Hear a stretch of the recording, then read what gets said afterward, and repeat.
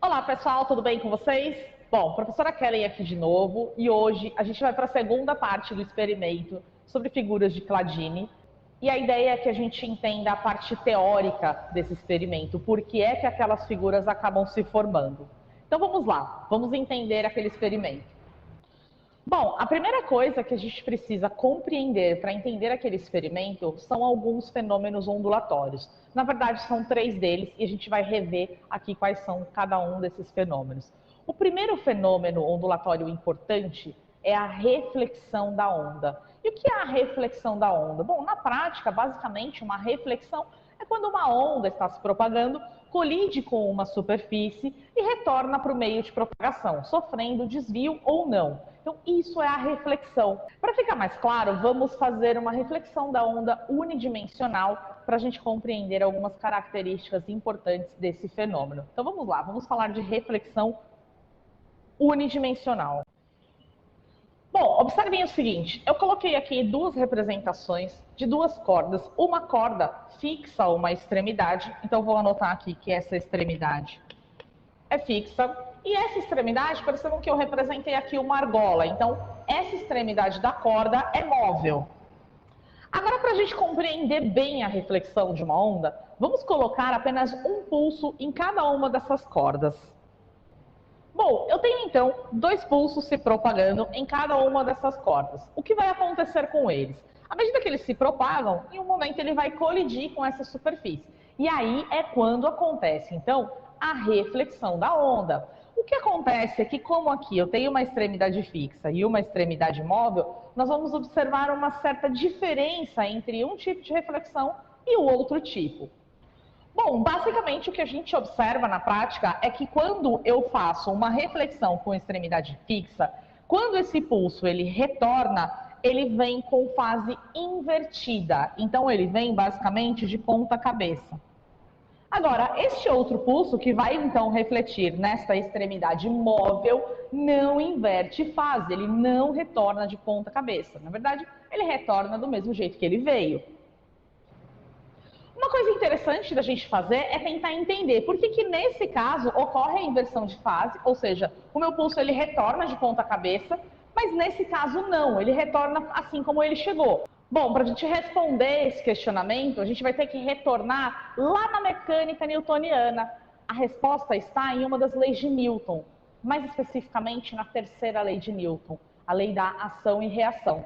Observe que à medida que esse pulso propaga, conforme ele vai andando, a parte da frente vai levantando e a de trás vai abaixando. Bom, pois bem, chegando nesse ponto aqui, o meu pulso ele tende então a subir, né? A parte da frente tende a subir. E ele vai realizar então uma força para cima nessa extremidade. Se existe então uma força de ação, por consequência eu tenho uma força de reação, que age sempre com a mesma intensidade, na mesma direção, porém em sentidos contrários. Então, se a parede, ou seja, a extremidade, recebe uma força para cima, ela vai reagir aplicando uma força para baixo, o que faz, então, o meu pulso inverter. Agora, nesta situação, observem que esta corda ela é livre para se mover. Então, conforme o pulso faz uma força para cima aqui, na verdade, a minha argola só sobe, eu não chego a aplicar uma força na extremidade. Eu não tenho uma força de ação. Se eu não tenho ação, logo eu não tenho uma reação. Por isso, então, eu não tenho aqui a inversão de fase acontecendo. Vou anotar ali essa informação que ela é importante. Bom, tá aí então uma explicação bem rápida sobre a reflexão de ondas unidimensionais, mas já é o suficiente para a gente entender as formações das figuras de Cladini. Então vamos lá, vamos falar agora sobre o próximo fenômeno ondulatório importante para a gente chegar a alguma conclusão sobre aquele experimento. O próximo fenômeno ele é a interferência de onda. Basicamente, a interferência de onda acontece quando a gente tem 2 ou mais ondas em uma mesma região e elas vão começar a interferir entre si. Então, por exemplo, eu tenho aqui uma onda, que eu estou representando por essa onda azul, e vou colocar mais uma onda nessa mesma região. Observe que essas ondas possuem amplitudes diferentes, porém elas estão perfeitamente alinhadas e elas estão em fase, que vai ter como resultado uma amplificação do sinal. Então, a amplitude dessa onda resultante vai ser, na verdade, a soma das duas amplitudes que a gente tinha nas ondas originais. Por isso, esse tipo de interferência a gente chama de interferência construtiva. Mas você deve estar se perguntando, bom, se existe interferência construtiva, deve existir então a interferência destrutiva? Sim, ela existe. E como é que ela se dá? Justamente de forma inversa ao que a gente acabou de observar. Nós temos aqui duas ondas alinhadas, só que percebam que as fases estão invertidas. Nós temos então um alinhamento de crista com vale, vale com crista. Então, quando eu for somar essas amplitudes, como eu tenho uma amplitude invertida, eu acabo realizando uma subtração. E o resultado disso vai ser uma onda de menor amplitude. No exemplo de um som, esse som seria um som menos intenso, com menor volume,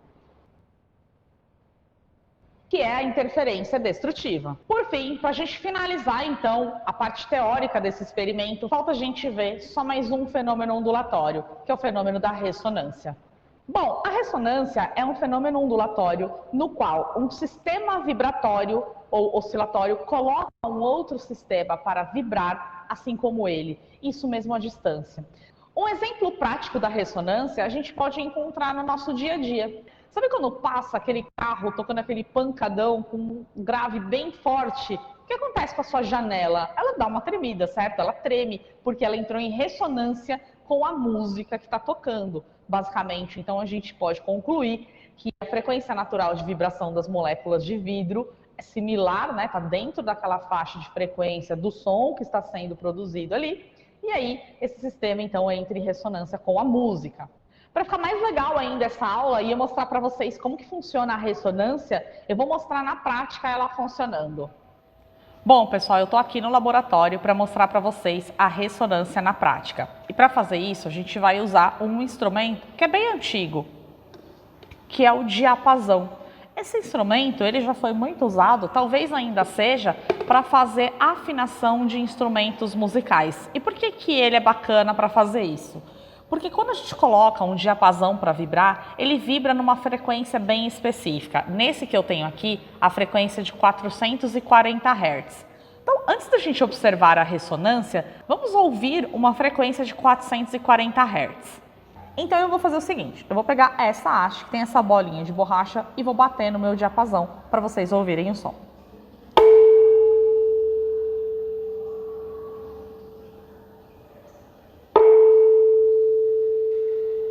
Então, esse é um som de 440 Hz. Então, nós vamos fazer o seguinte. Eu vou pegar dois diapasões e vou colocar apenas um diapasão para vibrar. E aí, vocês vão observar que o segundo diapasão, ele começa a vibrar sozinho, porque ele entra em ressonância com o primeiro. Para fazer isso, e vocês terem certeza que não é o primeiro diapasão que está emitindo o som, eu vou fazer assim. Eu vou colocar esse primeiro diapasão para vibrar e vou tocar nele, porque assim ele para a vibração imediatamente e vocês não vão mais ouvir o som dele. Se tiver algum som no ambiente, alguma frequência semelhante àquela, é porque é o outro diapasão que está emitindo. Então observe aqui, ó. Eu toco nele, ele para de vibrar de novo. Opa. Pronto, então vamos fazer isso agora.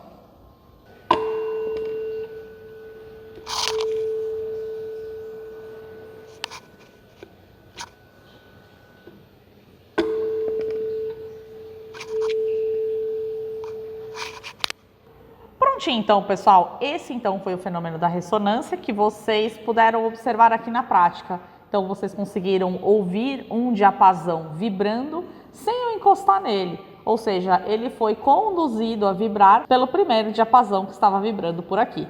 Tá certo, então? Então, vamos voltar lá para a teoria. Bom, então agora eu vou colocar a definição que a gente acabou de ver sobre ressonância aqui. Outro conceito que vocês precisam saber para também entender bem aquele experimento é o conceito de onda estacionária. E o que é uma onda estacionária? O próprio nome já sugere que seria algo estático, ou pelo menos ela parece estar estática. Bom, essa é basicamente a representação de uma onda estacionária, mas para vocês entenderem bem mesmo o que é a onda estacionária, eu vou demonstrar lá no laboratório como ela se forma.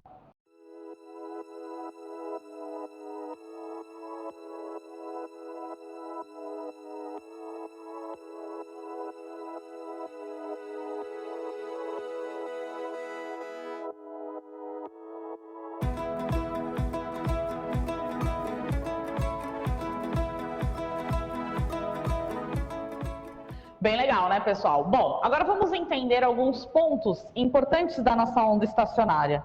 Essas regiões que eu marquei com pontos são regiões que a gente chama de regiões nodais, são os nós. E é aqui que estão acontecendo interferências destrutivas. Se vocês observarem com cuidado, esses pontos eles não se movem lá no experimento que nós fizemos no laboratório. Então, se eu coloco uma corda para vibrar em ondas estacionárias, os nós eles sofrem interferências destrutivas, de maneira que não existe oscilação nesses pontos. É uma interferência 100% destrutiva. Em contrapartida, essas regiões são regiões onde nós temos interferência 100% construtiva, já que a nossa onda ela tem uma amplificação máxima nessa região e nossa corda, por consequência, ela vibra entre todas essas posições. Essas regiões nós chamamos de ventre. Bom, então agora vocês já têm basicamente conhecimento suficiente para entender aquele experimento. Então eu vou representar ele aqui na lousa para vocês. Bom, eu tenho aqui uma representação lateral da nossa placa. Lembra que a nossa placa ela era presa pelo centro, né? As nossas bordas eram soltas, mas a gente fixava a nossa placa pelo centro. Então eu representei aqui nessa borda da placa o nosso centro, mas em profundidade ele estaria lá dentro. Tudo bem, vamos fazer o seguinte, vamos desenhar aqui uma onda que se propaga nessa lateral da placa, saindo do centro e indo em direção às laterais. Pronto, então eu representei uma onda saindo desse centro e indo lá para aquela lateral. Vou colocar aqui a velocidade da onda aponta para lá. E nesse caso aqui, a velocidade da onda aponta para cá. O que vai acontecer com essa onda quando ela chegar na lateral da placa? Percebam que ela chegou na extremidade, certo? Então ela vai sofrer uma reflexão. E agora eu pergunto para vocês, nesta reflexão, ocorre ou não ocorre a inversão de fase? Dá um minutinho para vocês pensarem. Se você estava prestando atenção, lembra que a nossa placa ela estava fixa pelo centro e as nossas bordas elas eram livres.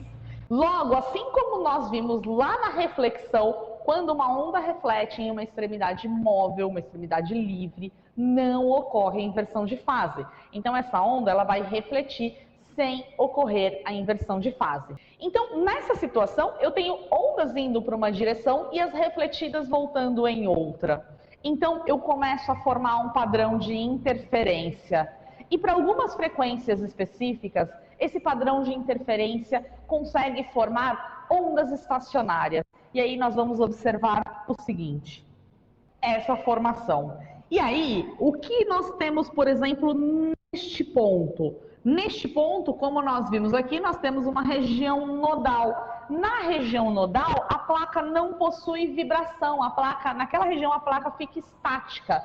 Em contrapartida, nessas regiões onde nós temos um ventre, eu tenho amplificação máxima da vibração. Então, a areia que nós colocamos em cima da placa, ela não consegue ficar nessa região de ventre, porque a vibração é muito intensa. Então, nós vamos observar um acúmulo de grãos de areia nessa região onde nós temos um nó, na região nodal. E assim, então, começam a se formar as figuras que nós observamos lá na parte experimental. Basicamente, a areia ela se acumula nas regiões onde nós temos interferência destrutiva, onde a placa se mantém estacionária. E aonde nós temos interferência construtiva, nós não conseguimos acumular areia. Eu falei para vocês que eu preciso de uma frequência específica para que isso aconteça. E nós observamos no laboratório que, de fato, as figuras não se formam em qualquer frequência.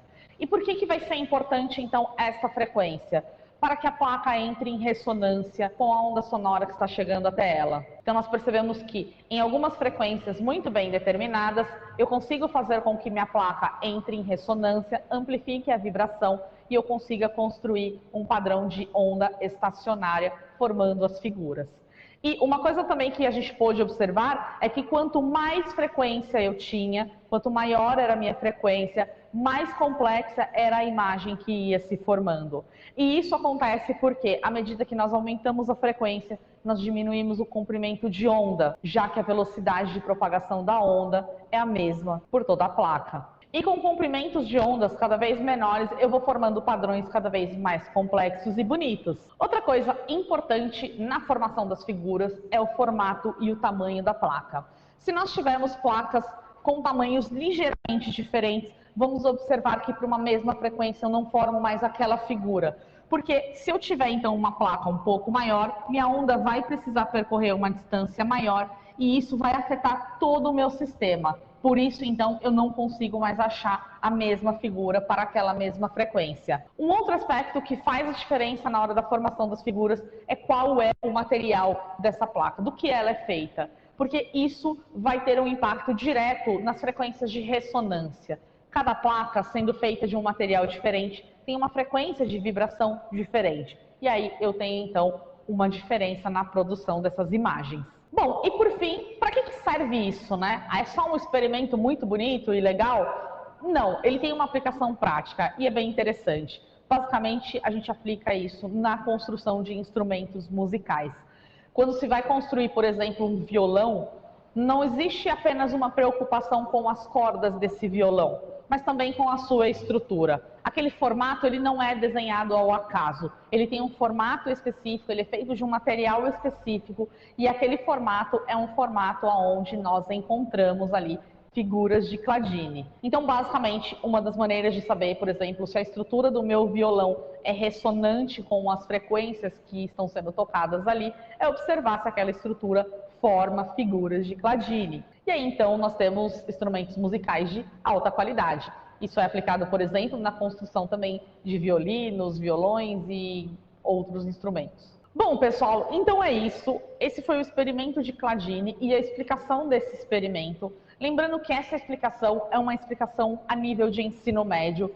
Existe a possibilidade de aprofundar o estudo sobre isso e entrar numa matemática um pouco mais complexa, porém não é o objetivo desses vídeos. A ideia é que você conheça esse experimento e saiba como ele funciona. Tá certo então, pessoal? Então um forte abraço para vocês e eu aguardo vocês no nosso próximo experimento. Tchau, tchau, pessoal!